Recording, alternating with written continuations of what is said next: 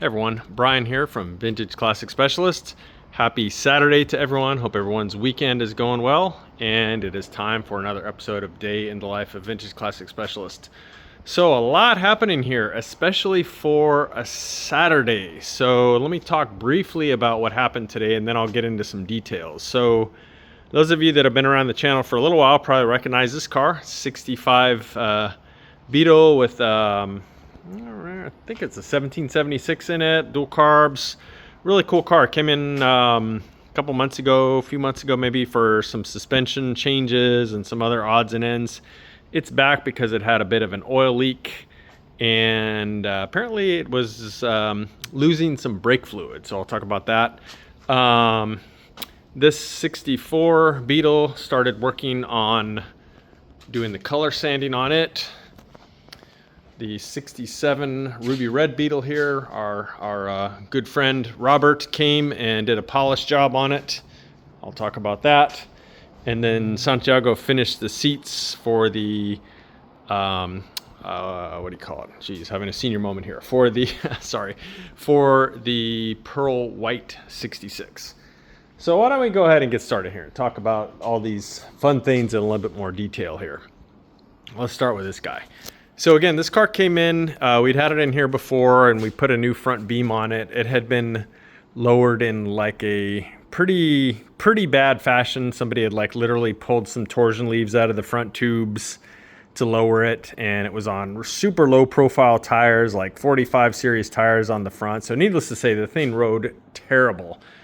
Way too low in front, way too low profile tires. So we put an adjustable stock width beam on it, and we put on some new tires and some other odds and ends like that. Anyway, the customer is having a new garage floor put in, and the car was leaking a little bit from the valve cover gaskets. So went ahead and installed new gaskets and sealed those up. And then he also had mentioned that he was having to periodically add some brake fluid to the reservoir. So that's not a good sign. We didn't really do anything on the brakes last time it was in. I think we actually replaced his master cylinder reservoir.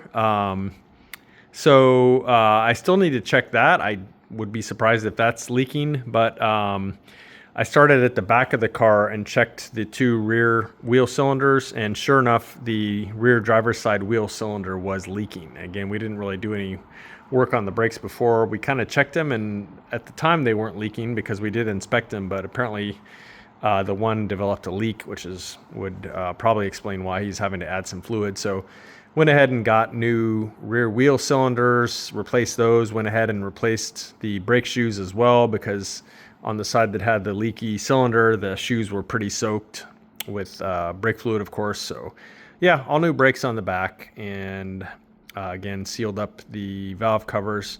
So next I need to check the front, make sure there's no leaks going on there. I'll check the master cylinder, check the reservoir, and so on and so forth. But hopefully that leak at the rear cylinder was it. But we'll find out. We'll go through with a fine-tooth comb and make sure that there are no other brake system leaks. So that's pretty much what this one is in for. Although I think he said he also wants seat belts in the back seat. I got to double check that. So we'll go ahead and install those too if he wants them.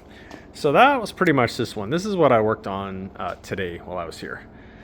So meanwhile, Renee went ahead and took a break from the crusty Carmen Ghia. I will be posting a update video on that car pretty soon, because it's had a lot of body work, metal and body work done since last time I showed it. So he went ahead and took a break from the crusty Ghia and started doing the color sanding on this beautiful one family sea blue 64 Beetle here. And so you can see it's in its sanded state right now. So, you know, they always look kind of bad when they're sanded, because this was a pretty shiny car before, and then you sand them and they look terrible, but then you buff it and then it looks more amazing than ever. So right now it's in kind of the ugly phase of being sanded. But the thing with color sanding is, what you're doing is, the goal is to remove any orange peel or like texture that's in the paint that shouldn't be there. The paint should not be textured. It should be very, very smooth, obviously.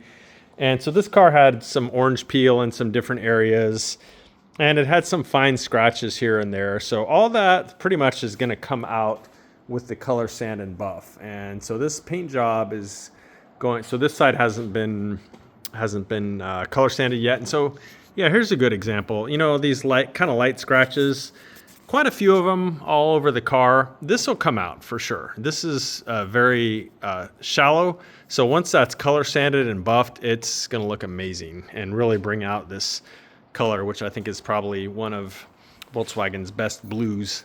So anyway, yeah, that was Renee's day. He was here maybe like half a day or so, and again started color sanding this one. Santiago, our upholstery guy, finished the backrests for the front seats of this car, and you guys will see him later. I'm just being lazy and don't want to walk over to the other room to show them to you, but they look amazing as the rest of the upholstery. So there you go. Anyway, that was his day. He was finishing up the backrests for the two front seats.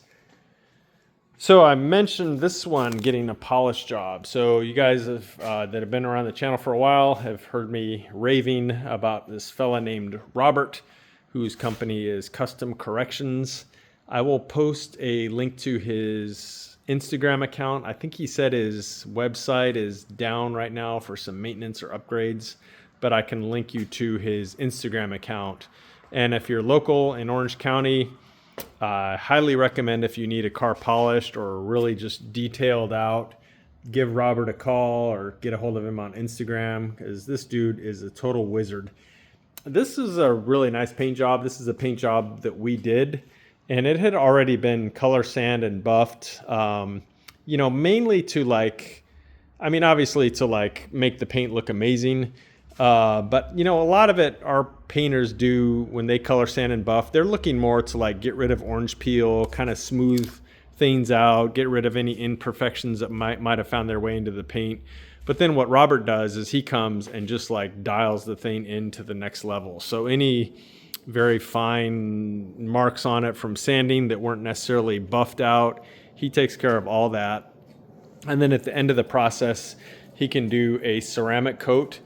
And I'll tell you guys, I was not a big believer in ceramic coating. I kind of felt like it was probably just, you know, the next, I don't want to say scam, but I don't know. I didn't really think it was worth all the hype.